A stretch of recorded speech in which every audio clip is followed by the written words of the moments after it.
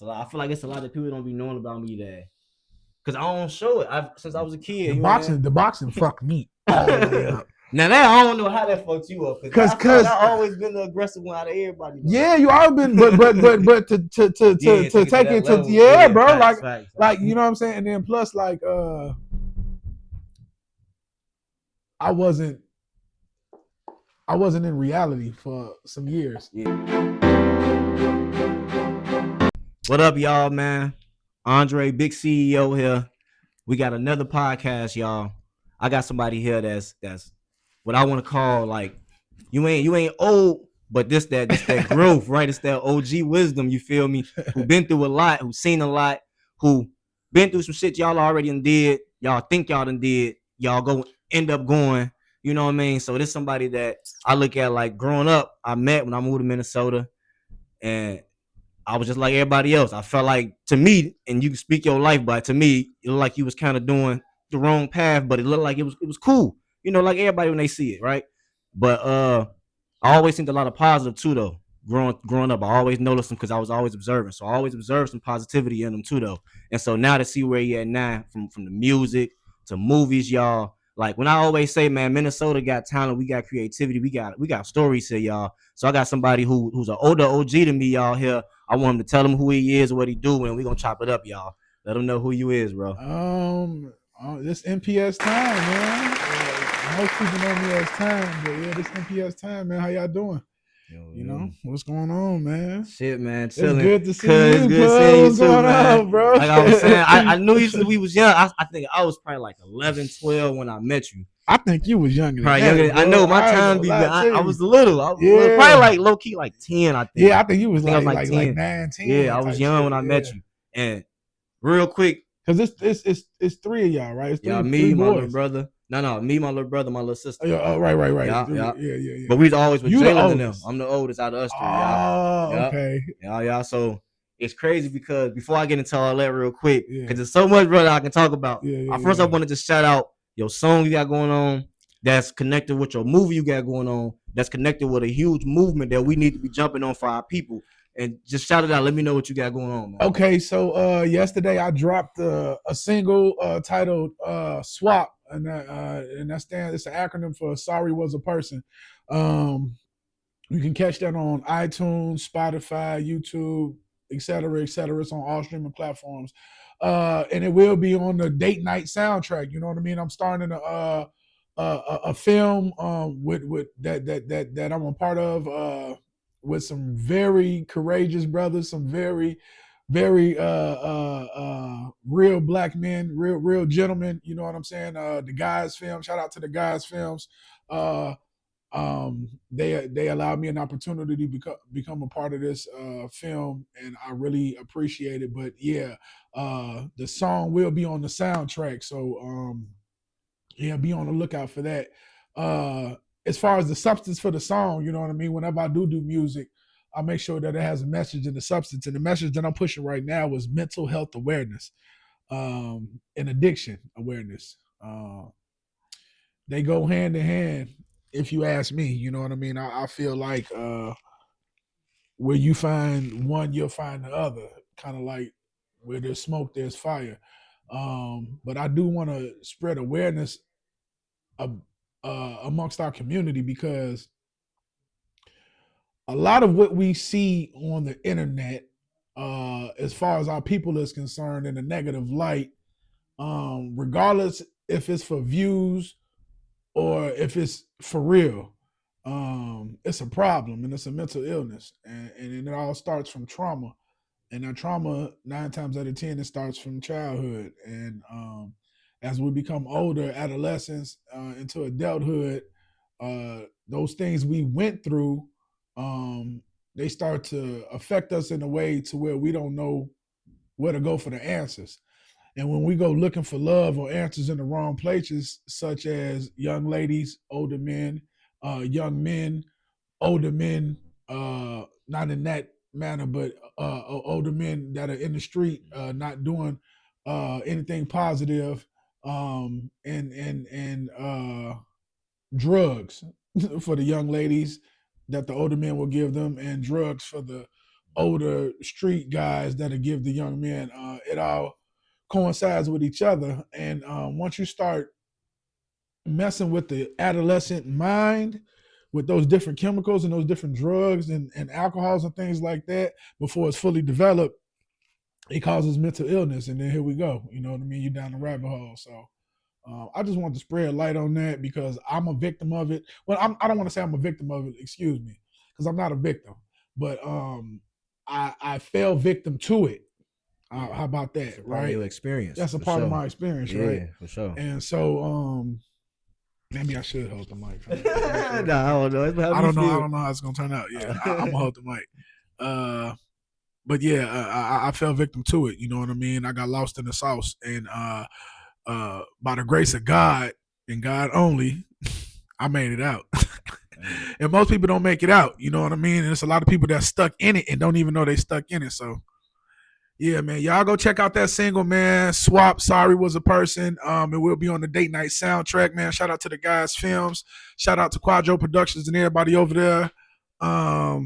Yeah, man. For sure, for sure. Yeah. I just had to shout that out first from the jump because I think that's important, man, to our people.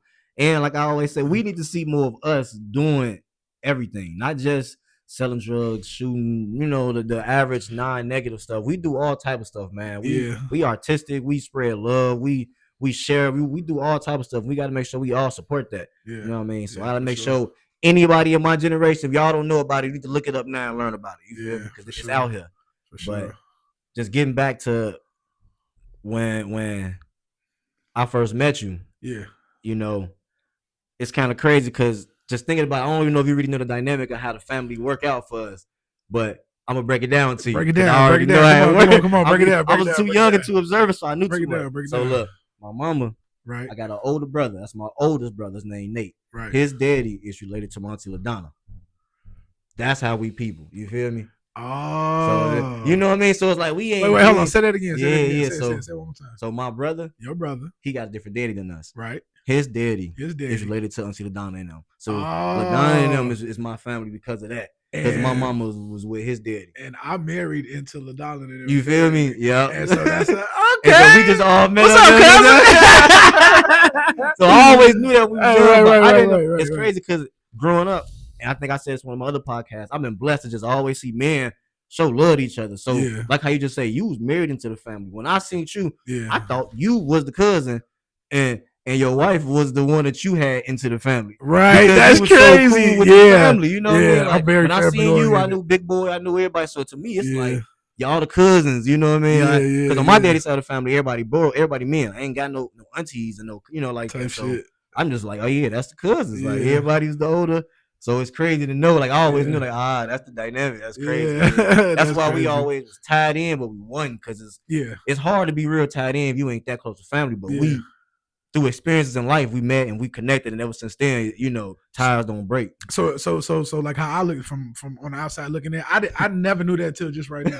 I figured. All I knew was that I knew that your OG.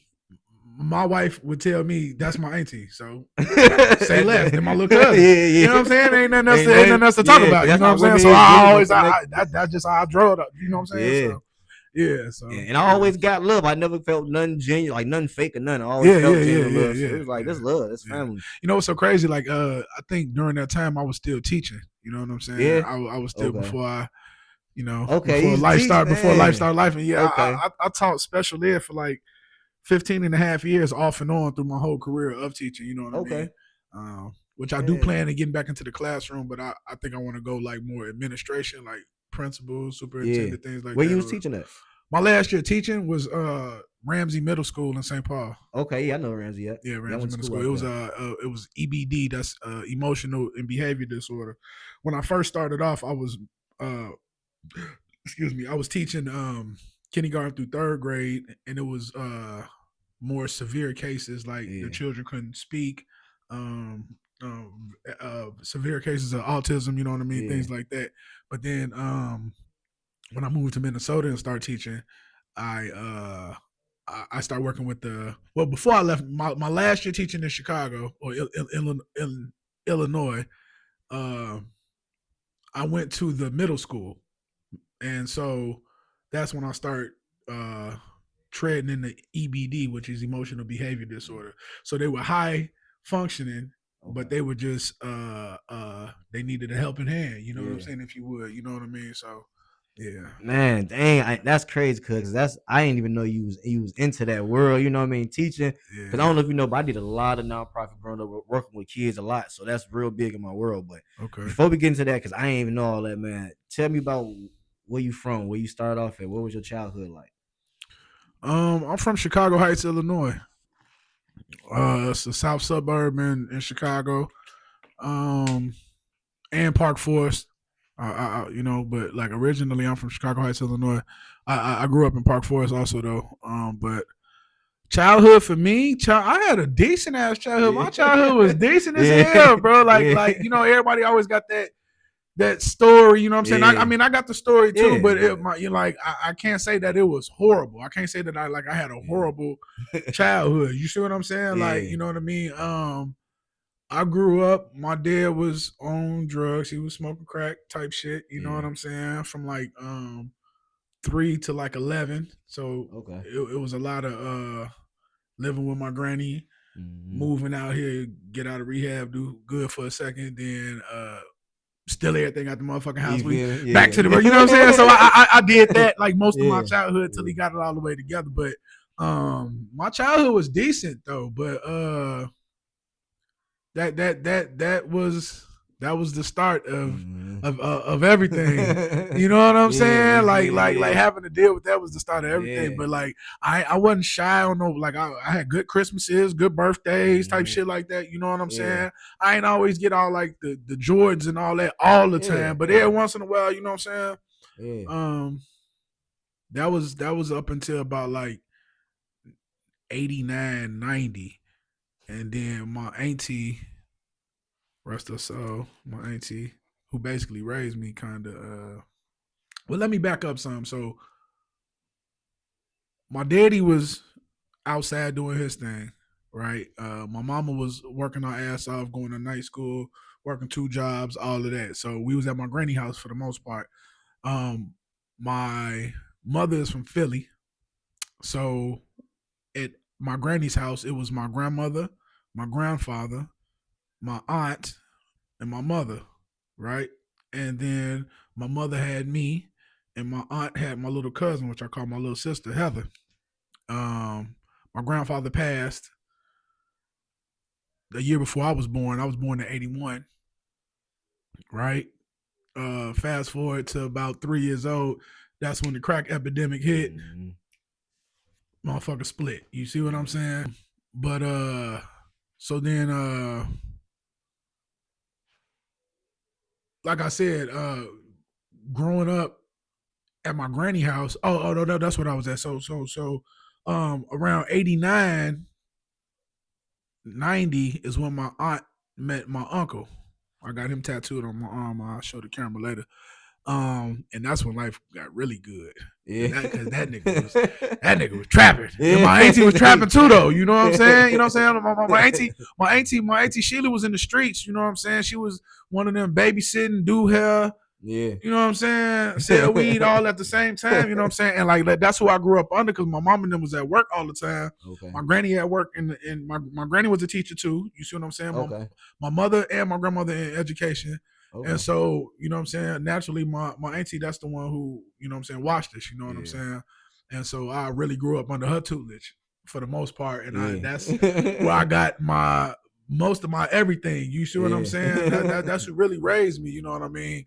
Not saying that my mother was a bad mother at all, you know what I'm saying? I have an excellent mother, you know what I'm saying? Always been there, always been supportive, but that's who raised me. So yeah, like 90, 91, life was great.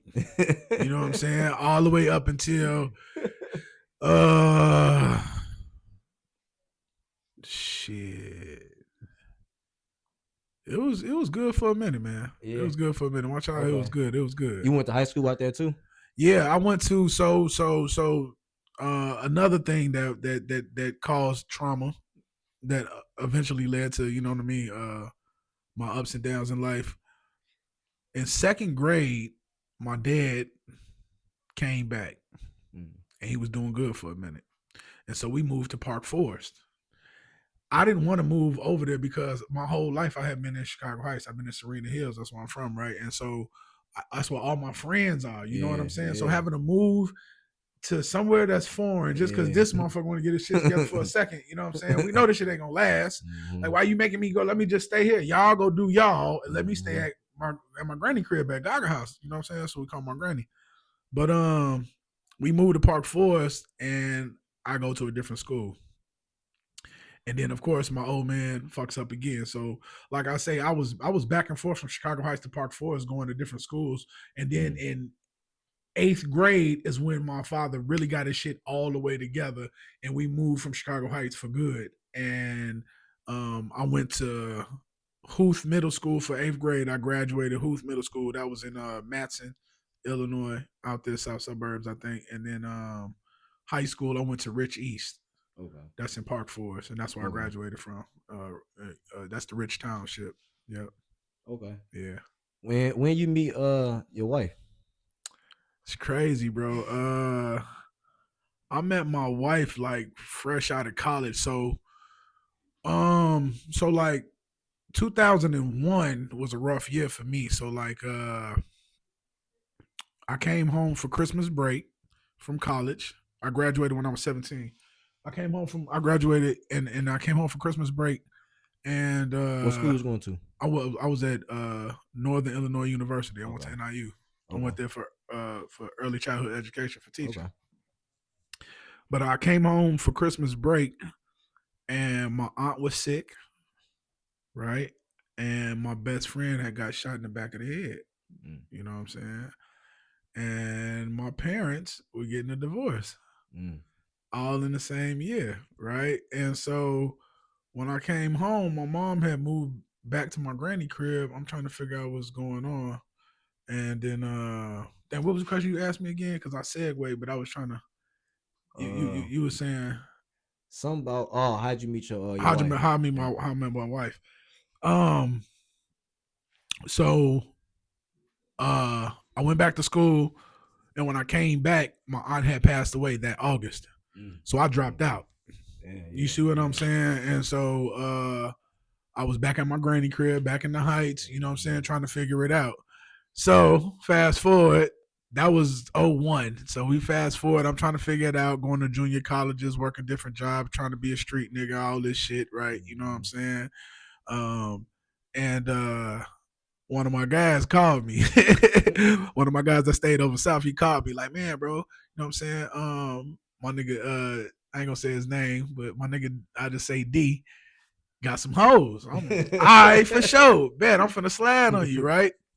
I had a 2000 or 2001 Ford Explorer, Eddie Bauer edition, clean, right? My OG co-signed for me for that motherfucker, right? So Bing, I slide on bro. Bing. Now my other guy, he stay out west, but he finna just trail us, so we slide out west. We get him. So we on our way over there now. Me and my guy from out west, we oblivious to where my guy from out south, we call him Feets, because the nigga, he was like 6'6", but his feet, he wore like a 21 or type shit, right? You know what I'm saying? We call him Feets, right? So we oblivious to the fact where he met these chicks that he said he, you know what I'm saying, had, right? So bang, we slide over south, you know what I'm saying? We slide back over south. We pull up, you know what I'm saying? It's Super Bowl Sunday. Right? Yeah, okay. 2005, right? So we slide into the little Super Bowl party. We in there, we chilling and shit, you know what I'm saying? We sit down, they like, y'all want something to eat, so I'm peeping the scene, peeping everybody, you know what I'm saying? And I'm sitting down, I'm high. I'm eating nachos, you feel me? Now, my guy from out west, he's sitting across the table. He on point. I'm like, bro, loosen up, bro. You ain't got to be tough all the time. You know what I'm saying, right? So my other guy, he in the corner arguing with his girl. One of these chicks, she come from outside arguing with her baby daddy because we could hear it. You know what I'm saying? So we like, oh, shit, here we go. You know what I'm saying? So it's another chick in there. I'm sorry, but it wasn't no fucking way in hell I was finna say nothing to her. Nobody was talking to her. Nobody wanted to say anything to her. So now we got like, it's auntie and them in the back, you know what I'm saying? And then my wife. You know what I'm saying? Okay. So I'm like, bro, man, what's going on? Why you won't loosen up? I'm like, we finna get up out of here anyway, but I'm finna get some more of these nachos to go. He like, man, you know where he met them at, right? I'm like, nah. He like, the party line. Now, for y'all who might be like 30 and under, probably 35 and under, y'all probably know what the fuck the party line is. This is before the internet. The party line was a number that you could call, and there'd be a bunch of motherfuckers on there. You can click into different rooms and chop it up and slide on motherfuckers. You know what I'm saying? It was like a DM. You know what I'm saying? Anyway, so I'm like, what? Man, I spit the fucking nachos out. You know what I'm saying? Make sure I got my, you feel me? I'm like, bro, we finna get the fuck up out of here. So right as we finna leave, here come my wife prancing across. You know, this something new right here. You know what I'm saying? Now, you know what I'm saying? I'm from the city. I'm from Chicago. So finding a chick that was of her stature, no kids, at her age was rare. She was like a diamond in the rough. You know what I'm saying? So I get to chopping it up with her and shit. You know what I'm saying? We leave outside. She come around to the car, you know what I'm saying? She got this big ass notepad with about 117 numbers written down on that motherfucker. She flicked me to like page 13. Goddamn it, give me a fresh little page on there. You feel me? And goddamn it, write my number down. We exchange numbers and shit. You know what I'm saying? And I've been with her ever since, bro. That's what's up, man. Yeah, I've been with OG Lord right there. Let me say this real quick too. As she was walking back, my nigga tried to roll down the window and tried to holler at her. I put the window lock on, swear to God, and rolled the motherfucking window up. No, nigga, you don't get the fuck out of here. It's too late, nigga. You had to. That's funny, man. Hey, that's some real OG love right there, though. You had to chop her up for real. Yeah, I've been with her since the first day I met her. That's what's up. We just celebrated our 20th anniversary, 20-year anniversary. Man. Just past Super Bowl Sunday. Man, congratulations. That's dope. That's love right there. Yeah. That's beautiful. For real. That's a lot that I ain't even know about you, man. That's what's up, bro. Yeah, that's bro. Dope. So you ever finished college? I got a bunch of questions, but now I got more associates, man. Okay, you got you got a lot of experience though, man. I hate to use this word, but I tried. Yeah. Hey, but you know what? It's better than not. And believe it or not, had you not took that road, wherever it took you, still led you to the next, that led you to where you at, that you would be worse than where you was at. You know, you just never know where you'll be had you not tried. Shit. College was a great experience. I can tell you that. You know, even though I didn't get the associates from Northern, right? But I kept trying. I dropped out, went back to a junior college up there, Kishwaukee. Dropped out of that motherfucker. You know what I'm saying? Went to South Suburban, Perry State. For everybody from Chicago, y'all know what I said. You know what I'm saying? But I got my associates. I finally got my associates from South Suburban Community College or Junior College. I forgot what it's called. But I never gave up though, man. I never gave up, man. You know, it's you know. That's beautiful though, man. You did a lot from that though. Still, You went from teaching. You had a woman that was with you through all your ups and downs and pain, you know. So because we ain't even get into that to just know she been there since that long, you know what I mean? Yeah, time before the internet. Yeah, look, my wife hit me up on Facebook. That's crazy. So that's crazy. You beat your wife through tag. What was it called? It was called the party line. Yeah, party line. Yeah, it wasn't. I don't. Let me see. I think the internet was out. The internet was out, but like the phones, nigga, we were still on Nextel. I think I was still chirping and shit. Yeah, type shit, sidekicks and shit. So you know, she been through it all with you. You know, what's that called? Not Facebook. What was before Facebook? Not Tag. Well, it was Tag. It was no, that's them the dating apps. I'm talking about what was before Facebook. Black space, not black. Thing before Facebook, man. I know, man. I'm mad I can't my brain, but yeah, it was a lot of that, but yeah. So okay. You met her back then. Yeah. Well, what was things still good? What happened when trauma started to kind of go? My cheating ass cheating.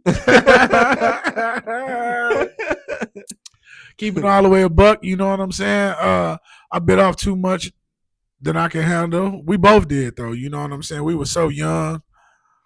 You know, looking back on it though, like we saved each other. God put us together for a reason because her having her own personal issues and my personal issues that I had.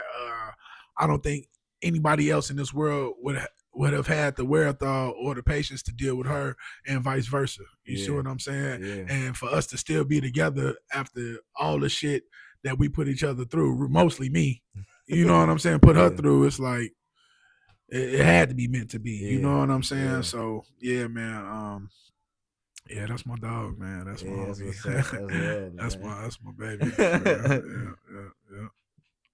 You said you kind of spoke just a little bit, but you said your parents was getting a divorce. Did that have anything to do to influence you with streets or what? What's up? Oh, you know what? I didn't mean to cut you off, but I was saying I wanted to finish answering your question. Though. Okay, I kind of got sidetracked. You asked me. I thought you answered it though. Where the things go.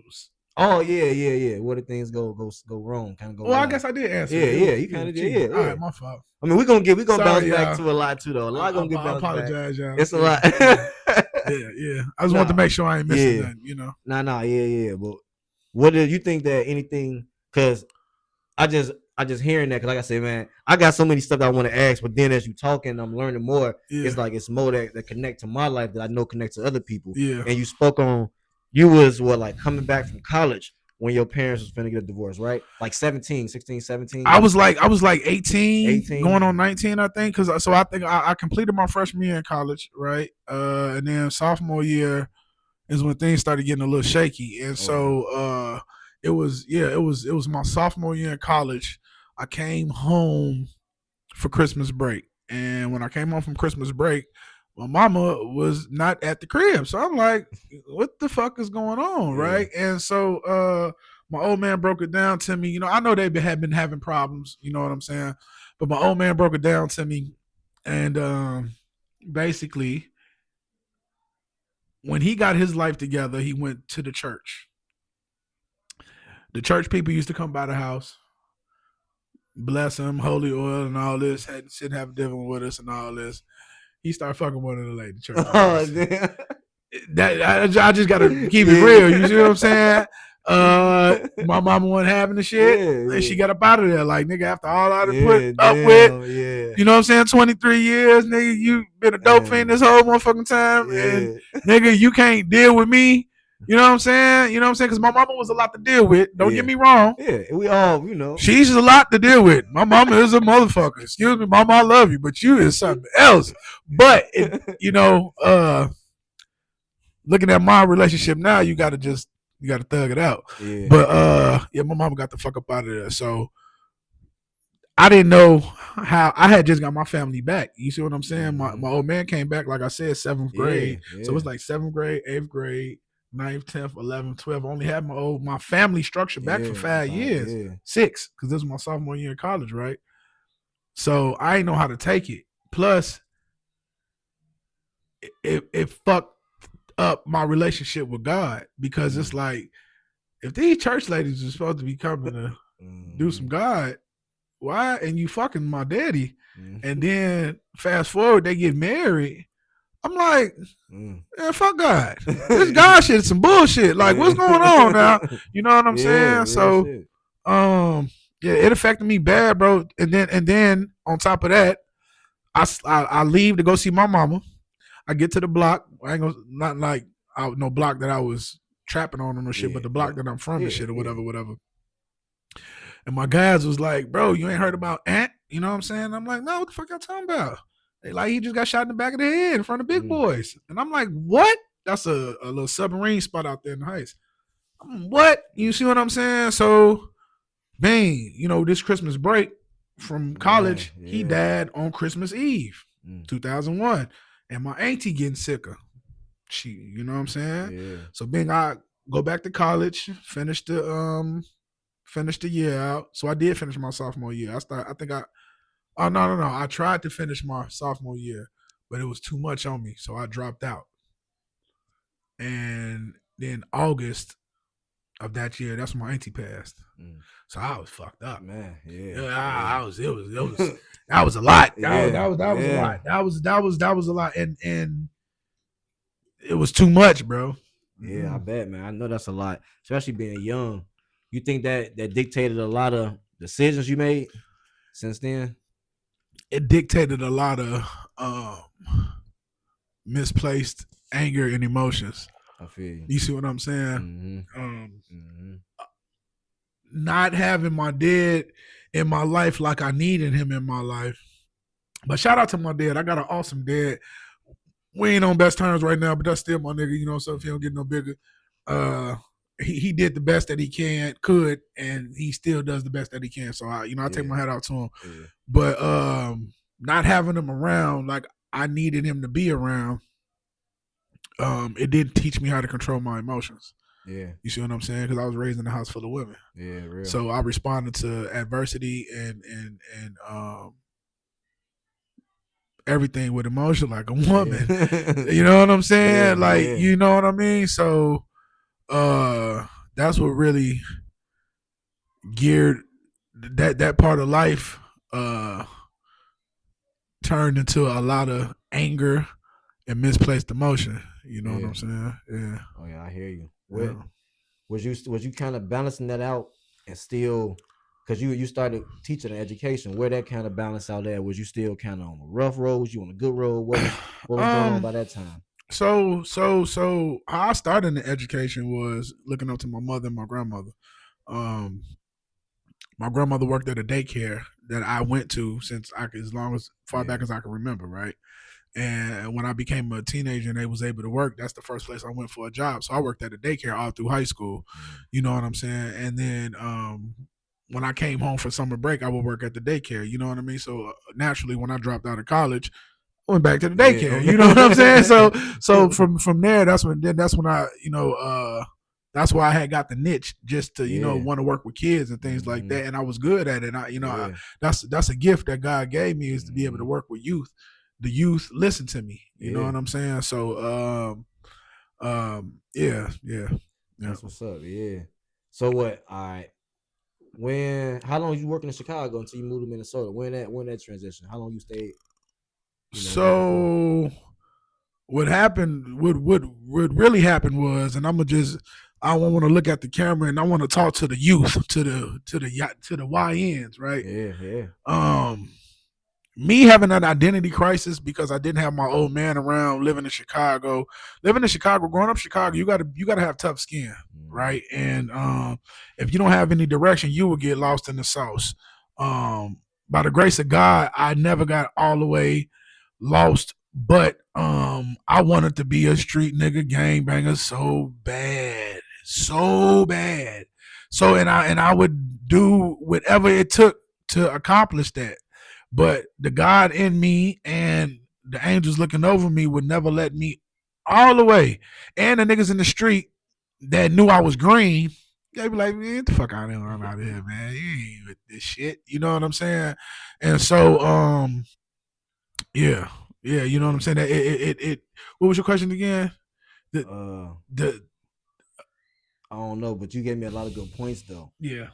I'll get back to it, but real quick though, I just love because one thing that we feel that we missing a lot right now in our community though is guidance, regardless. Like you just said, believe it or not, even the niggas is out here already big dogging it. You say you trying to be in here.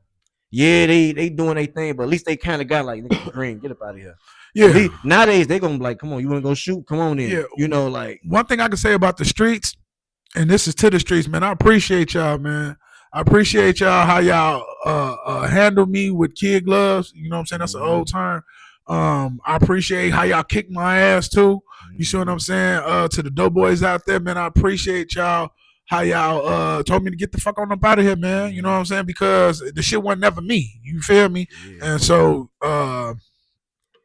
yeah, I appreciate it. I appreciate it all, man. And there's so many young men that's out here lost, stuck on stage, like the brother Charleston White say, stuck on stage, man, trying to be something that you're not. But a lot of it is because you don't know what to be. Yeah. You know? You don't know what to be. You know what I'm saying?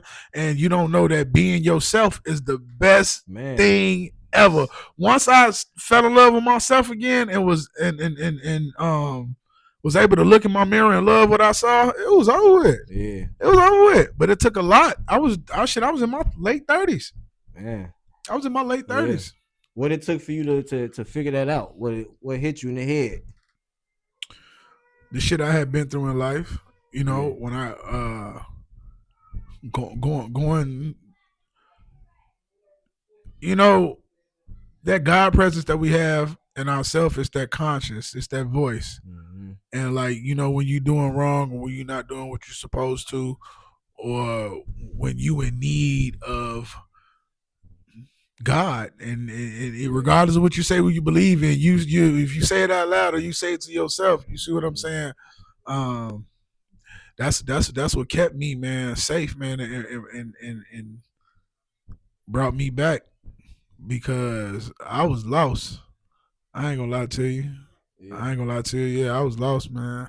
I was lost for real. Yeah. For sure, for sure. Well, so let's kind of fast forward a little bit because now I'm at a point where I'm out here in Minnesota. I'm from Chicago too, Right. so I grew up in Chicago. My mama, my mama, 10 years older than my daddy. My daddy was 17 when he had me. He was a drug addict all his life. Right. He got my mama hooked on, and she always tell me I was like the one that was always bugging her at the door that got her to the point she got clean early, Right. and she been clean ever since. My daddy, he died the way he lived, Right. you know. But during the time we moved to Minnesota, I want to say like 5th grade, and we go in the shelter.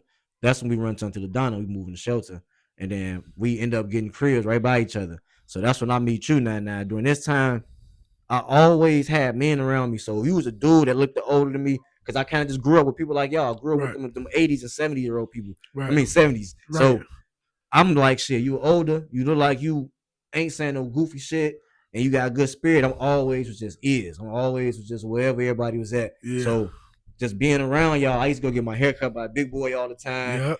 And they'd be at your crib. You feel Yeah. me? Like Yeah. I used to Yeah. always Yeah. be. Yeah. Yeah. So I just growing up, I ain't really know too much, Right. but I knew that like y'all didn't come off as no squares. That's the thing about about our people that we don't want to be real about it. But the thing is, the ones that is doing right, they look like like, hi, how you doing? It's like, nigga, I don't want to be that nigga. I Yeah. ain't. Yeah. So Yeah. when you Yeah. see motherfucker like I say, like, damn, I ain't even know you a teacher. Yeah, nigga, and I can still be a real nigga. I don't gotta be Yeah. a That gang bang and balance. make you do, Yeah. but I can be somebody that you look like I could be this way. Yeah. I want to look up to this. What you do? Okay, you do positive shit. You Right. ain't doing Right. dumb shit. So Right. it's just good that like no matter what you've been through, this is what you is for our people now. You know Yeah. what I mean? Yeah. Like Yeah. shit, you come in here, you represent. You feel me? Yeah. And For then when the sure. people hear you, it's like, bet I could do something good. You Yeah. know For what I mean? sure. For sure. Yeah. I always wondered how y'all viewed me when we was growing up. You know what I'm saying? During that time, I was stuck on stage still trying to play gangster, trying to play Yeah. street nigga and drug dealer and all that shit. You know what I'm saying? And it took a toll on me. You know what I mean? Because at the end of the day,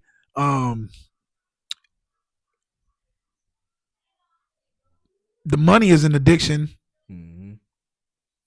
that you get from selling the drugs, just as the drugs is an addiction as the motherfucker doing the drugs. Mm-hmm. You see what I'm saying? Right, yeah. And then 9 times out of 10, the nigga that's calling himself the dope dealer or the drug dealer, they addicted to the lifestyle. Mm-hmm. Because real dope boys are born into it. Yeah. And trying to find a way to how to get up out of it. Mm-hmm. You know, they born into a situation to where by the time they are able to do for themselves, they do for themselves. Mm-hmm. And that doing for themselves is probably serving the people around them, figuring out how to get a pack, serving the people around them, and doing that all the way up until they adults, until they can figure out how to turn this money into something legal and get the fuck up out of there and never look at that lifestyle again. Mm-hmm. You see what I'm saying? But most people that's out here right now, they jumping into some shit that they don't even need to. Like myself, I didn't have, you know what I'm saying? It's so many other things that we could do besides stealing and selling drugs. Man. It's like it's so many other things that we could do and make the same amount or if not more money without the hassle. You know what I'm saying? Literally, man. But I was telling my one of my homies, I don't want to put him on blast or nothing, but I'm riding one of my homies and I'm like, man, you had all the money in the world, what you be doing every day? And he told me the most dumbest And I don't want to say like that, but it is because the dumbest thing you can say is, bro, I'll be out here, I'll buy a whole bunch of packs. Not like, why is that what you like? How you just say that's because that's the lifestyle that you love that much. You ain't even addicted to the money no more. You addicted to doing this, bro. Find something else that you love to do. Yeah. Because you can make the same. I know people play basketball, bro. The way this world works now, you don't even gotta go to the NBA no more. You can play ball and still make 50,000, 60,000 a year. If you ain't doing that, I know people that go to work to make that amount and then pay to go to YMCA to play basketball. So you can just play basketball. You know, like it's so much stuff we can do now, but we all been stuck to you gotta live this dumb lifestyle. And now that's all we grew up in knowing. Slash, like how you say, I know a lot of people who that's all you fake knew.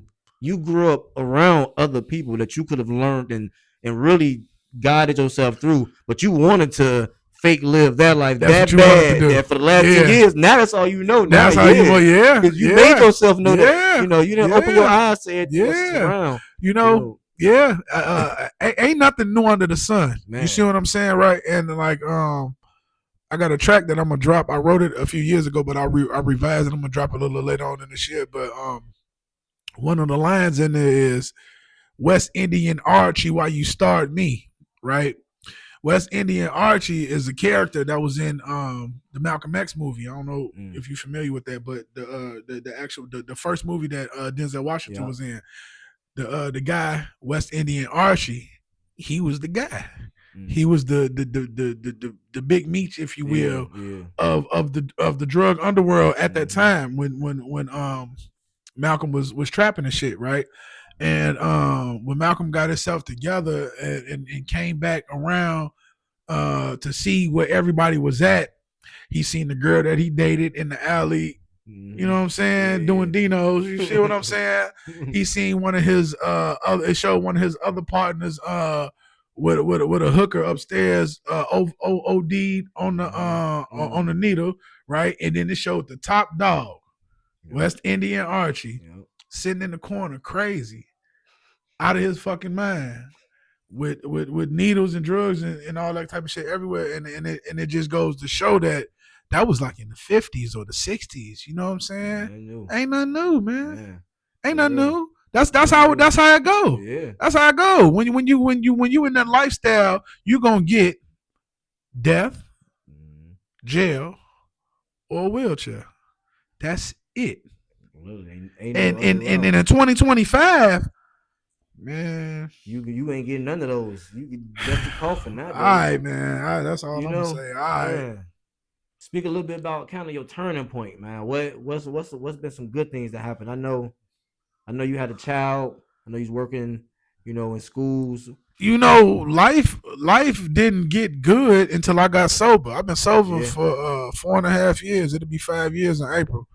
You know what I'm saying? Yeah. I appreciate it. Yeah, but life didn't get good till I got sober.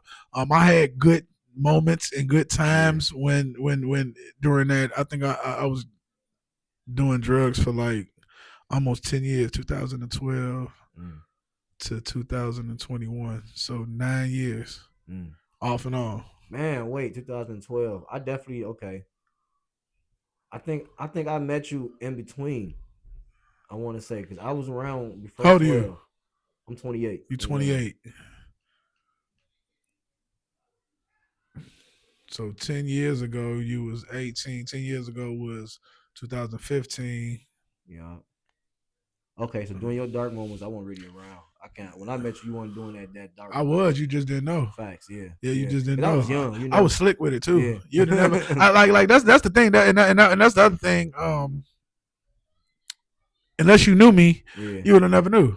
Yeah, you see what I'm saying? You know what I mean? And when it got really bad, I hid. I keep it away from the public. But like, you know what I mean? For that stretch, you know what I mean? I had 2 children. I had another child rather. And I had a lot of ups and downs. You know what I mean? It started like I'm gonna just say this. It started doing things that no one should ever do, and that is following along with a crowd. You see what I'm saying? I was at a Christmas party, and at that time I was popping ecstasy. I was doing a lot of ecstasy. I was rapping. I was pretty popping in the city and shit, doing my thing, whatever. But this dude, one of my coworkers, he offered me some coke, and that started the engine. And that monster was on me for 9 years. That shit went from ecstasy to cocaine to crack, and it ended with meth, and it almost ended with death. And addiction and mental health, boy, that shit drove me crazy, bro. That shit had me out my motherfucking mind. Yeah. Excuse my language, but that shit had me out my mind, bro. And it's so easy to get lost in the sauce, and there's so many people that out here right now that need a helping hand, that don't know which way to go. But my turning point was 2001, spring 2001. I got out of jail. I got booked. I went to the workhouse. I had been going to the county. I've never been to the prison. I've never been to the penitentiary, but I had been going to the county back and forth, getting out, thinking I'm goddamn it Teflon Don and all this other shit. But that was because of the drugs, though. You see what I'm saying? And so when I got booked that last time, I went to the workhouse, and so all this tough guy shit, I start talking to myself like, you need to get your shit together, because you going to the joint next. Yeah. And you can't do no prison. You can't do no prison. Right? Right? And so when I got locked up, I had some money, and we had got the stimulus checks when I was in there. So I still had to learn my lesson. I'm thinking I'm big shit, right? I got a sad bitch. I'm talking to her. I'm talking to my wife. You know what I'm saying? I'm having my wife talk to her because I had moved my mama up here. So I'm talking to my mama. So I'm thinking I'm just Tony Montana in this motherfucker, right? Right? I get out. I'm still addicted, though. I'm still hooked on the shit. I was smoking meth at that time. I get out. I'm so eager to get back to the drugs and the lifestyle and the sad bitch and the trap and all this dumb shit, right? My sad bitch was supposed to come pick me up. Of course, she's not there. Who was there to pick me up? My mama and my wife. Whole time, I'm so eager to get back.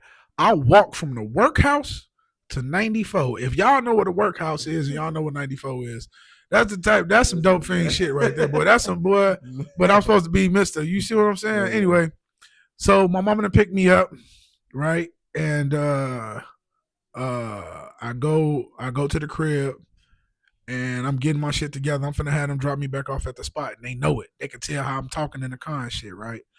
So my wife, she turned and she looked at me and she started crying, and she said, "Please don't leave." She was like, whatever happened, I don't even care. She was like, just don't leave. But the dope told me, I said, baby, I gotta go. And I think about that shit a lot now, and I'll be like, damn, man, I was really a piece of shit. You know what I'm saying? But that's what drives me to never leave my family. That's what drives me to treat my wife how I treat her. That's what drives me to appreciate her the way I do, because a lot of human beings, man or woman, won't take a motherfucker back after that. That's a cold smack in the face. You see what I'm saying? Yeah. But check it out. Look how God worked. So I was supposed to take a drug test when I got out, but the drug test place was closed. So I'm like, well, here we go. You see what I'm saying? Right. So I go do my little running around and shit, right? And I get back to the spot, and I'm finally able. I'm about to be able to get high. So I walk in the spot. I ask everybody in the front room, "Hey, everybody, hey, they can't keep a real nigga down. All this dumb shit, motherfucker just want to get some dope because they know I got the pack type shit, right? Because I'm the fake man. I'm the coolest dope fiend amongst all of the dope fiends, pretty much. You see what I'm saying? Yeah. So I'm the man over there, and I'm feeling like, you know what I'm saying? So they, hey, John, well, you know what I'm saying? I'm like, where old girl at? I ain't gonna say her name. Where old girl at? My girl at? She in the back. So I go in the back. I open the door and turn on the light. This young lady sits up. She's sitting in blood. I'm like, what the fuck? Right. True story. I can't make this shit up. Check it out. So I close the door. I'm steaming. I'm heated. I'm like, I don't know what the fuck she got going because she did more than just one drug. She was doing all kind of shit. So anyway, so bing. So I go back in the front room and I'm like, what's wrong with her? And when I look at everybody, their eyes was black, bro. When I say black, like they was possessed or something. You feel me? Now I when I say I can't make this shit up, I can't make this shit up. So immediately, bro, I'm like, am I tripping? Yeah. But mind you, I just got out of jail. I've been running around trying to hustle up to get some money to get some dope. I got the dope. I ain't even got high yet. I'm still sober. I smoked a little weed, but I wasn't even high yet. But I know what I seen, and it's everybody, and they got this look in their face.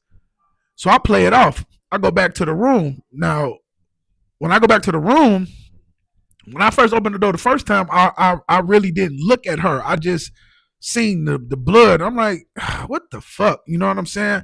So when I go back to like console her, because I'm scared. Yeah. Right? She got the same look in her eye when I open the door. So now I'm finna cry. But I gotta hold it in because like I know am I tripping or am I not tripping? Yeah. I'm like, these motherfuckers like it's like what the fuck is going on right now? Yeah. So I go back in the front room and I'm trying not to look at nobody and make eye contact, but I'm like, oh, I left some stuff in the car. I'm trying to play it off, right? And I catch one of their eyes and the look that they gave me, bro, it scared the life out of me. You hear me? So I go in the hallway and the tears just start pouring down my face. And I call my girl. I call my wife. Baby, I'm sorry. I'm stuttering. I'm crying. What's wrong? What's wrong? What's wrong? And I'm like, I can't explain it. Yeah. And I went home. Nigga, I ain't been outside since, nigga. Yeah, man. Like, it sound crazy. It sounds so far-fetched. It sound like some... No. Them people was possessed with demons. You hear me? And God let me see something that I can't unsee, right? And I truly believe that if I would have got high that night, I wouldn't have came back, bro. Yeah. You feel me? Yeah. That like the evil, the drugs, it would have had me all the way. Yeah. You see what I'm saying? Like that was that was my last wake up call. You feel me? Like I can't unsee that shit, bro. Like them folks was possessed with demons, bro. Yeah. You hear me? Like and so that was my turning point. I have not been back outside since then. Like I when I went home, I stayed home. I got sober. I went to treatment like 3 months after that. But when I got into treatment, I was already sober because I had a made up mind. Like I'm never fucking with that shit. Yeah. Going back. And that was spring 2001, April 2001. Yeah, no, that's a blessing. I mean, April 2021, excuse me. Okay. Yeah. Like God really helped you and blessed you. And it's a blessing that you said, like, your wife was there really pushing you and she took you back, but not only she took you back, you accepted to be embarrassed. Like how you say, man, I feel shit. I think about the shit I did. I know I'm fucked up. You take all that and still say, fuck it, I'm gonna walk with you and still because you walking with me. Cause my daddy didn't do that, you know. Hey man, I ain't never been that scared in my life. For real. Like you know how you wake up from a nightmare type shit? Like it was so real. You see what I'm saying, bro? I ain't never been that scared in my life. To this day, I've never been that scared in my life. You know what I'm saying? But what that did was I kind of sense of evil in certain people. Mm-hmm. You see what I'm saying? I'm very familiar with people that's getting high. I can see that from a mile away. Yeah. You see what I'm saying? And I'm allowed to tell a story, man, because everybody don't make it out. Like, you know what I'm saying? Rest in peace to your pops, you know what I'm saying? Everybody don't make it out, you know? And I'm here to represent for those who are still stuck in it, and those who didn't make it out. To tell a story of redemption and sobriety is everything, bro. You know what I mean? Like drugs are really bad, man. Like drugs are not good, y'all. Like for real, like not just a little bit, not just a little. Sometimes like none of that shit is good, man. And everything, in my opinion, I think everything got fentanyl in it now. So it's like you rolling the dice every time you motherfucking want to have some fun. So you can do something else to have some fun. Man, like it ain't it. I swear, it ain't it. What's some things that you hold on to help you change that habit? I had a very strong support system. You see what I'm saying? My mom, like I said, I had moved my mom up here maybe a year or two before um everything fell out the bottom. You see what I'm saying? And I relapsed while she was up here, so that was something else that I had to deal with. You know what I'm saying? But I had a very strong support system in turning my life around, which was my mom, my wife, my little sister from the crib, my granny, my grandma, my father, his wife. You know what I'm saying? And my children. You know what I'm saying? Um, my oldest son, he just never gave up on me. Like, Dad, you got this. Don't worry about it. You see what I'm saying? My youngest, the disappointment that I used to see in him, how I hurt him. You see what I'm saying? That's what really drove me. And then not wanting to let that woman down again. Like I could not let that woman down again, bro. You see what I'm saying? Like man, you got to be a strong somebody to endure the shit that I put her through and to take me back and you know what I'm saying, show me off in front of the world when the world knows what I'm responsible of putting you through. You see what I'm saying? That's a strong individual, bro. So like uh that keep me going, bro, for real. And the promise that I made to God, first and foremost, you know what I'm saying? Let me say that, you know what I'm saying? Appreciate you. You feel me? I seen it and I don't want to say it again. Thank you very much. I'm never going back. You know what I'm saying? Straight up. Straight up. Yeah. Man, fatherhood legacy. How many kids you got and what that mean to you as far as being a father, knowing the things that you know you've been through with your father and yeah. So fatherhood is everything to me. Family is everything to me. You know what I'm saying? Like everything. And fatherhood is everything to me. For the simple fact that I needed a friend from my dad. Yeah. And he just knew how to be dad. You see what I'm saying? And so like he ain't have a dad. And the stepdad that he had used to beat the dog shit out of them. You see what I'm saying? Yeah. So all he had was like his big brothers and his uncles to look up to. You see what I'm saying? And so like that type of nurturing that he got from and that guidance that he got from an uncle and a big brother, it's not the same that you get from a father. So I give him all the grace in the world because like how do I expect him to in return give that to me? You see what I'm saying? But at the same time, it's like you got to learn just like I learned because you ain't give it to me, and I'm and right, you see what I'm saying? Yeah. So, but I don't hold it against him. I did at one point in time, but I don't though. But fatherhood is everything to me, man. I love being a dad, bro. Like that's my favorite thing to do, bro. Yeah. Things. My past doesn't define my future, but for me, my past is a constant reminder of where I don't want to be, where I don't want to go, and things that happen during that time keep me motivated so I don't hurt the people that I love. And one of those things was I went to jail a lot, like a lot. Like I've been arrested probably I want to say 42 times from July 2018 to like June July 2022. So between that time and the last 2 times that I was arrested, it was for some shit that I had already done. I had got my life together. But anyway, my son would smell my shirts and cry. My baby. He would smell my shirts and cry and want for his daddy and I be in jail. So that kind of shit, you know what I'm saying? If that as a man does not drive you to be a better father, you don't deserve to be alive, in my personal opinion.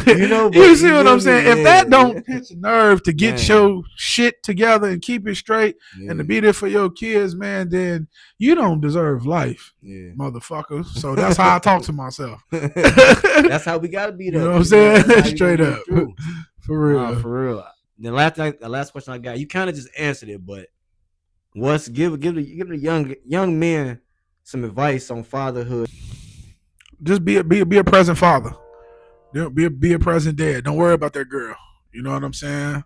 Don't worry about that young lady. Um, 9 times out of 10, young men that have trouble with the mother of their children, that young lady doesn't have a father, so she doesn't understand how to operate in a family dynamic. You know what I mean? So you have to keep that in mind. But before that, just be a present dad. Just be worry about the relationship between you and your children, because eventually your children are going to become adults, and everything that you are focused on, see your mama, see all that, they're gonna see it. So don't worry about it. Yeah, Don't worry about yeah. it. Just be a present dad. Just be Mhm. a present father. Be involved, and in my personal opinion, you got to be a friend too. Yeah. You see what I'm saying? You can't never let the lines get crossed with disrespect and things of that nature. But you Mhm. got to be, especially with the boys. Yeah. If you got sons, you got, well, with girls too though. You know what I'm saying? Yeah, You yeah. got to be a friend too, man. You Yeah. can't just be all mom, or I mean all dad all the Yeah. time, just daddy, daddy, daddy. No, Mhm. man. You got to be their friend too, man. You know what I'm Yeah. saying? You have to do it in a way where those lines can't get crossed. You know what I'm saying? It's a Mhm. nuance to it. You know what I'm saying? But Mhm. yeah, No, for real. Just piggybacking off of that, because I feel like that was, and it sucked that I wasn't able to get that as long as I wish I was able to. But excuse my me. daddy was great at that. Like, that was my homie. You know what I mean? I can call him. And I was comfortable to tell him anything, Yeah. and he wasn't even gonna judge me, even if he knew I got to figure out a way, maybe later on, to be a daddy and tell you how that's fucked up. Yeah, I'm yeah, gonna yeah, figure out that yeah. way. But right now, I'm gonna laugh, and Yeah, yeah, yeah, yeah, so yeah, I don't yeah. gotta feel like, you know what I mean. And that's But later exactly. on, you gonna Yep. tell me what I need to do right, or you gonna tell me. But yeah, I'm Yeah, comfortable man. talking to you. So, and if I ain't comfortable talking to you, how can I tell somebody what I got going on so that I can get your knowledge and wisdom so that I can do the right thing? You And know. you know what? I'm gonna piggyback off of that. That is a reason why you have to have that other type of relationship other than just Mm-hmm. discipline with your children. Because if your kids are scared to come and talk to you, they somebody might have did something to them. Yeah. And you know what I'm saying, or doing something to them, and Mm-hmm. they scared to come and talk to you because they don't have a friend in you. You Yeah. know what I'm saying? They always think Mm-hmm. that they're gonna be disciplined or get in trouble for something, and you know what I'm saying. Like I say, kids are innocent. You know what I'm saying? They don't have their brains are not developed all the way to Yeah. be able to differentiate certain situations and scenarios. You know what I'm saying? Mm-hmm. Especially when it's involving them being hurt, harmed. You see what I'm saying? Yeah. And so like I'm gonna say something else too. Like I don't whoop my kids. I whooped my son once when he was a kid because I Mm-hmm. just did what my Yeah. daddy did, Yeah. and he pissed on himself. Nigga, I damn near had a nervous breakdown. What the fuck is you talking about? Oh. You see what I'm saying? Oh no. So I'm Yeah. like, what the fuck? I'm like, I'm not never doing that shit, Yeah. because I said that to say this. Like, my dad is my hero. He's my Superman, right? And our kids, they look at us like dad is Superman, Mm-hmm. right? Well, if the Joker is coming for you, that's the streets and everything that's in life. You know what I'm saying? The penguin and all of that Yeah. shit. And you going to run into Batman for help, but Batman beating your ass too. Yeah. Who you got to run to? You see what I'm saying? Mm-hmm. So it's like I'm not gonna be the villain and the Yeah. hero for my children. I'm only gonna be the hero. You see what Yeah. I'm saying? For sure. When they see Yeah. that villain come out of me, that's gonna be for somebody else, or Yeah. that's hurting them. You know what I'm Yeah. saying? So Facts. yeah, Yeah, man. That's real. yeah. And I think one thing that my daddy did a lot too is he'll let me know when he fucked up. Wish I could call my son right now. He at work. Man, I apologize to this nigga 100 times a day. Hey, my bad. You know, You you know know? your daddy be fucked up sometimes. I'm a little scratched out a little bit. You know what I'm saying? But I always, Mhm. I accountability, Mhm. consistency, discipline, and accountability are key factors in my life. I Yeah. stand on that shit, and I teach and I demand it out of my family. Yeah. You know what I'm saying? Like, for real, because Mhm. it is so necessary in life. It will get you so far if you don't have anything else. You got them Yeah. three, boy, you going somewhere. For sure. You see what I'm saying? So yeah, man. I'm very accountable. I always apologize to my kids. Me too. And it's funny because I got stepkids, man. I got stepkids of all type of ages. Yeah. But that's the biggest thing that I took from my daddy. But I think I didn't really realize it until I started doing it to my stepkids. Like, all right, my fault, y'all. I fucked up. And then when I realized when I do that though, our relationship is different. Like now it's like y'all trust me more. Yeah. Even when y'all in the wrong, it's more of like I can teach you now when you're wrong instead of you feeling so down because you think you wrong that you shut off. You don't want to learn that because you just finna go cry. Like, nah, I'll fuck up too. You fuck up, we fucked up. Let's learn. Let me ask you a quick question. Yeah. How is it having stepkids? Because I seen an interview. I seen it too. With TK Kirkland, I think so. And it's just like he said it was you kind of mental or something. I don't agree with that. You want to know something? I'll tell you the truth. I do, but this is why I do. This is why I agree with you. So you agree with him? No, to an extent, I agree that it is. I mean, to an extent, I understand, but I don't agree. This is why I say I don't agree, but this is why I understand. I say because as black people, and this is just I don't want to be too direct, but fuck it, as black people, bro. We naturally have mental disorders. I don't care the perfect life you had a mom and daddy that nigga we mental because you can go back from slave all the way to our people to drug epidemic where we have mental disorders. A lot of stuff we do. I'm a boxer, bro, and I'm good at it because if you think you're gonna knock me out and I'm in the ring and I'm dizzy, I'm crazy. I am mental. I'm still finna knock your ass out while I'm dizzy. I do got mental, nigga. But guess what? I grew up traumatized and I've learned that. My traumatization was that trauma. I made words up. No, that's a good one. I think that is a word. I think that's a word. That's a word. But look, the way I grew up, I didn't really have no support or no love. Right. All I had was trauma. Right. You got to get it on your own. Yeah. I'm by myself. Yeah. And so at first it felt like, damn, all these kids. Yeah, it felt like a lot until I realized, bro, it's so much love that I never got from nobody that's unconditional. These ain't even my kids. They could be like, and we've been through the test of like, if they really wanted to say fuck me, I've done shit to them. And they could be like, show their true colors of fuck you, nigga. I never liked you anyway. Like, and they never did that. So it's like y'all see me at the bottom and y'all genuinely, conditionally love me. And I can't get it nowhere else. Yeah. I had my family all the way till I met my wife. I had them already. I didn't get none of that. Yeah. So say what you want. I am crazy. I am mental. This is a disorder and I love it because if I didn't have it, I'd be even crazier. My nigga. Yes, sir. Yes, sir. God, like how you said earlier, I wanted to bounce back off that too. Couldn't nobody make another man to deal with your wife. And couldn't nobody deal with you. God made can't nobody deal with my wife and the family she got. But guess what? It's hard to deal with me. I'm a perfectionist. Right. There's so much you gotta know how to deal with who I am, exactly, with how I move, and exactly. Not everybody can't deal with that. Exactly. But this family we yin and yang. So like, hey, I am crazy. Yeah. No, I feel you, man. Let's clap it up. I like that answer, man. I do, bro. That's it. Yeah, man. Yeah. I'm proud for who I am, man. I'm proud of you too, bro. I swear, bro. Because now when you going through your childhood and walking in below and that you talking about on Arlington. You feel me? That's what I was Arlington. Oh right? Man, bro. When I moved back out here in Minnesota on Maryland, bro. Like man, bro. And I was in the thick of it then. I was outside. That's why you remember That's crazy. Let me tell you the story. I don't know if you remember this, but me and Jalen, we like young because I love Monty LaDonna. And we old enough to know that their generation been through a lot of stuff. Yeah. So Monty LaDonna was going through something. My mama, like I say, didn't really care what I was doing. So it was me and Jalen. We probably like 10 outside. Because you and Jalen the same age. Yeah, Jalen a little older than me. But yeah, he older than me, but I was always been like what's up, cuzzo? Shout out Jalen. Hey, cuz Jalen, because you gonna remember this, bro. Shout out Auntie LaDonna too. That's my heart.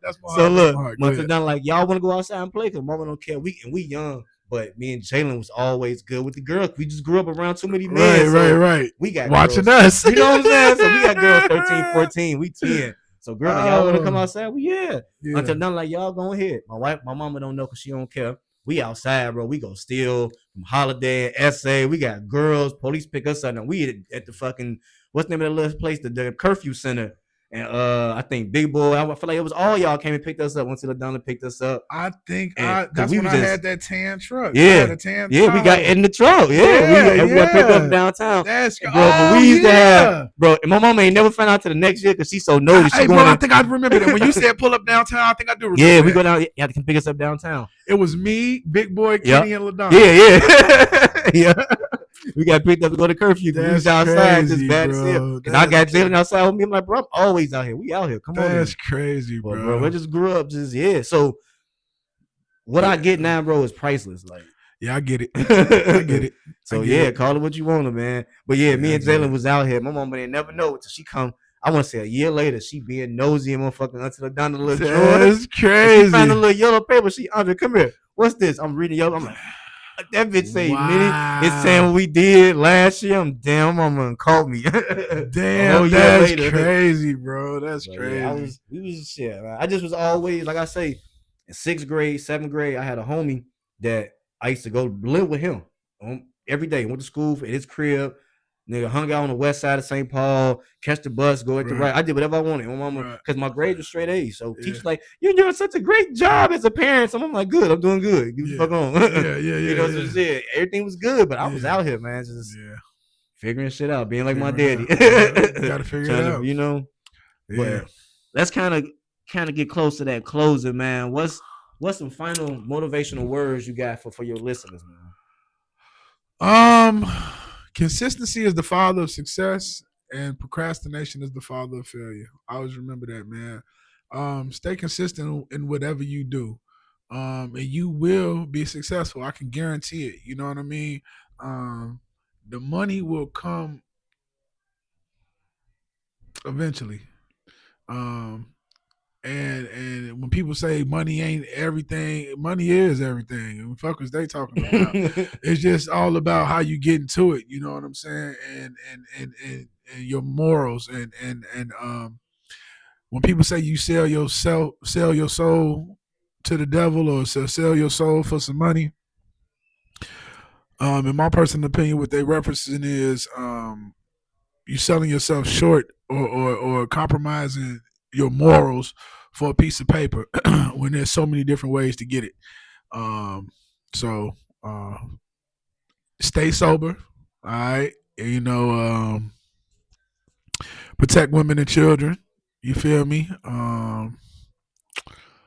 And say no to drugs, man. Again, stay sober, man. Stay away from drugs, man. Stay away from drugs, and stay the fuck out the streets, man. Stop the whole trap shit. Okay, man. Hey, man, it's over with, bro. Y'all see what's going on television about people telling the authorities and working with the authorities. Do something else. You're going to jail or you're going to hell. The penitentiary is waiting for you. Okay, like just man, bro, it's over with, man. Go get a job. You gotta figure out something else. I'm glad you said it that way, though. I'm glad you didn't do the whole. Cause that's why everybody want to hear that shit. I'm glad you didn't do the whole. Yeah, money ain't everything. No, nigga, it is. Y'all like money. We ain't gonna act like it ain't. Find a different way to do it. Find a different way to get it. Man. There's literally a million ways to get some money. Like it's so many different ways to get some money. And scamming, stealing, and drug dealing, that's 3 ways. 3 out of a million. Man. Why the fuck? Come on, man. That's all I'm saying. That's all I'm saying. That's all I'm saying, man. Man. That's all I'm saying. I appreciate you coming through. Before we wrap it up, one more time, shout out the song you got that just came out yesterday. Okay. The movie you got coming out. One more time. Yeah, I want to send a special shout out to my motherfucking self. Tam, I love you. No, but I just dropped a single yesterday, man. It's Swap, Sorry Was a Person. It's streaming on all streaming platforms. I'm spreading awareness about mental health issues and addiction. The song will be on the Date Night soundtrack. We got Date Night the movie coming up here later in 2025. We'll be starring in that. Shout out to the Guys Films. They also have a series ran off season 1 and 2. Season 1 is on Tubi. Y'all go check that out. Season 2 will be on Tubi. It's on YouTube. Y'all go check that out. Shout out Quadro Productions and everybody over there, the whole staff. You know what I'm saying? All the artists and everybody over there. Shout out Real Life Street Stars. I got something coming up with them in September. Shout out Real Life Rook. And shout out you, bro. Shout out you, cuz I'm proud of you, bro. When your next when you know what I'm saying? I've been put on the shelf all 2024, but me and my promoter been talking 2025. We're gonna have some fights. Right now, we ain't got no dates. It's been shaky in Minnesota. It was just a fight yesterday in Minnesota, but it's been shaky with the fights. But Okay. I want to say, give me about 3 more months. We should have a date for sure, though. Hey, I'm gonna tell you, I'm finna get the training with him. So if one of y'all niggas can run up on me, I'm calling the police. I will be out there tussling with you, but I am finna train with Cuzzo though. For sure, we got to for sure. Anytime, especially once it get hot, I'm be having the gym is to get my gym up and going. So anybody want to train in the area wants us to get hot, I'm out here. Let me know. Yeah, for sure. I'm out. I'm glad you out here. We ain't even get to. It's a lot of stuff we didn't get to that I really want to get at because I know you went to Atlanta with the music. I know it, man. I know you. It's a lot. It's a lot. So we can come back for a part 2 or something. That's what I'm getting at. Yeah. Also, I got some more stuff that I'm still doing in the background. So I want you out here for number 2 when I get some more setup, man. Yeah. I'm proud of you too. I'm glad, man. I appreciate you, bro. I appreciate you, man. NPS time, man. Garage Talks Podcast. We out. Get it.